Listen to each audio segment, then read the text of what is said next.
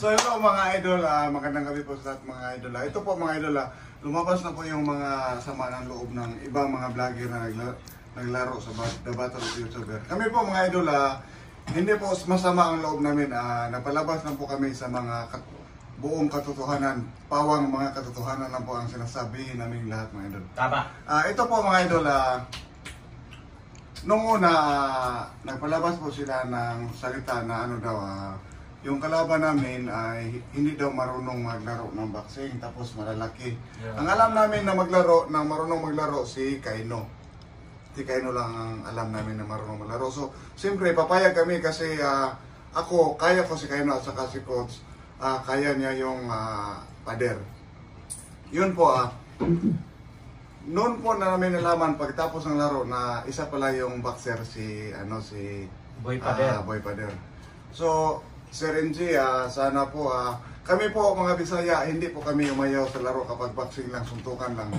Kahit alam namin na dihado kami, pero ngayon sobrang dihado na. Sobrang dihado kami kasi, di ba, sinasabi mo sa vlog mo na mismatch talaga.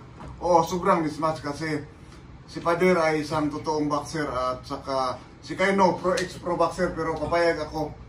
Papayag kami. Hindi kami napalabas lang po kami ng mga damdamin na kailangan namin isabi kasi yun lang. At saka si Boy Tapang po, mga idol, siya po ang magsabi din siya. Sa akin lang, after ko nakita yung laban kasi di ko napanood yung laban nila kasi ako nga ay nasa venue ako, nasa kwarto ako, nilagyan ako ng hand wrap. After ko nalaman pala na ganun pala yung si Boy Pader. Boy Pader. Si Boy Pader pala is yung pala yung malaking katawan, no? Oh. Marunong pala maglaro ng boxing.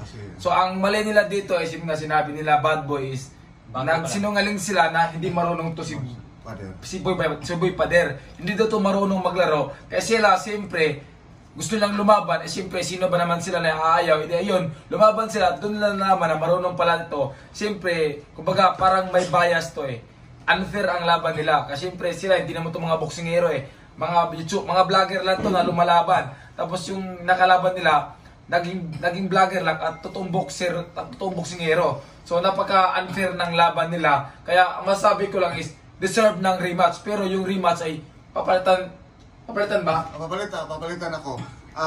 Mag-request kami ng rematch, Sir NG. So yun, Kuya MG, request ng team namin is palitan si Bad Boy ng coach ko. So ang gusto nilang mangyayari, hindi naman ibig sabihin na takot sila. Gusto nilang labanan ulit sila Boy Pader at yung kasama niya. Pero ang coach ko lalaban. So yung coach ni Bad Boy at coach ko yung lalaban. At sana pagbigyan mo to si MJ para naman ay mabigyan ng magandang laban. Hindi kasi bagay yung si Kaino. Yes, Pro boxer yan, di ba? Pro boxer. Si Kaino, ito, pro boxer ba to? Hindi yan pro boxer. At saka si Boy Pader, legit na boxer. Mag-video ka na lang dyan. At si Boy Pader, pro boxer din. So silang dalawa pro boxer. Itong dalawa, may natutunan na itong isa, may natutunan na sa boxing. Hindi naman ako, hindi rin pro boxer. Hindi naman ako professional boxer. Yes, hindi talaga tunay na pero kunting training lang. Tapos ako, yes, accept ko, professional boxer ako, pero magiging 2 dekada na hindi na ako lumalaban. Naintindihan ko yung side nila guys. Wala akong kinakampihan dito, nasa gitna lang ako. Ang sa akin lang is, bigyan yung fair yung laban nila kasi napaka-bias talaga Naka-bias ng laban nila. Dapat patas lang talaga. Okay. Kaya yung request nila, yung coach ko at yung coach ni Bad Boy, sana ay magkalaban sa nung dalawa na yun, si Boy Pader at si ano. Ito, Boss MJ, pag bibigyan mo to, magandang laban yung mangyayari. Tama. Yan yung totoo. Sinabi yun ni Boss MJ na 3v3. Pwede naman mag 3v3. Kami ni coach at saka hanap lang kami ng isa. Si Dukot. Kahit si Dukot or kahit si Dukot or si Bordags TV. Kahit sino, sa akin, wala akong problema. Alam nyo, sa susunod na laban, kapag papayag kayo na 3-on-3 or 2x2, mas lalo kami lumakas kasi may safe. May safe kami na iinumin. Kaya mas lalo kami lumakas. Maganda kayo.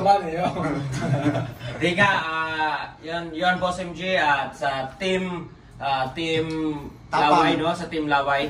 Kaming team Bad Boy, team Katapang, gusto naming humingi ng rematch at yun na nga sinabi ni Idol Boy Tapang kung papayag ka Boss MJ, isa ako sa papalit kay Idol Bad Boy kasi celebrity to Hindi naman ako Ito boxer. yung mukha ko, celebrity at saka vlogger, so kaya pasok Oh, ako. yeah, let's go, Sir MG. Manawagan ako, Sir MG. Sa Pagbigyan sunod, mo kami. pabigyan nyo na. Yung team namin, Rematch! Team Tapang, Team Bad Boy, Team Sanib Sirsa. Cebu. Team Bisaya. Maghanda kayo. Ito yung papalit sa akin, si Coach. Yeah, maghanda kayo. Sana, ngayong darating na Battle of YouTuber, ibigay nyo yung rematch sa kanila. Yun.